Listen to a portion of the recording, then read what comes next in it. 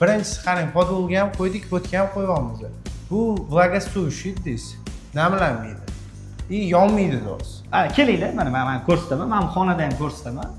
Mana ko'rib turibsiz, birinchi o'rinda bu yerda svetini ham hattoki Gipsayt kompaniyasi o'rnatib bergan. Mana shunaqa Armstrong patologlarni o'rnatib qo'ysa, 100% tabiiy mahsulot hisoblanadi. Yong'inga qarshi, ya'ni yonmaydi, olov yondirib tursa ham yonib ketmaydi, boshni og'ritmaydi. Eng qizig'i bori, gigiyena qoidalariga ham rioya qiladi, klinika bo'lsa ham. Shunda Mardon aka, qarang, boshni og'ritmaydi do'st. Buni demak, hamma ofischilar qo'yish kerak ekan, chunki ofisda o'tiradi. Men o'zim ofisda ishlaganman. Boshim og'rib ketadi. Mana shu tomda qanaqa nima turadi bilmayman, lekin havosi shunaqa hidi boshni og'ritib yoradi.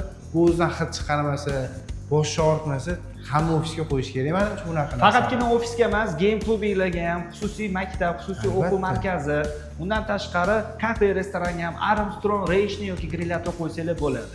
Do'stlar, mana shunaqa Armstrong patologlar, agarda siz ham hozirroq xarid qilmoqchi bo'lsangiz, shaxsiy xabar jo'nating, maslahatlashib olamiz. Bu gigiyenik deyishyapti-da.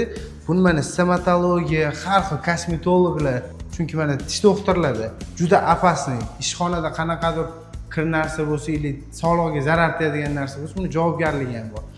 Bunaqa Armstrong material qo'yganingizdan keyin, menimcha xonanglar ham chiroyli bo'ladi.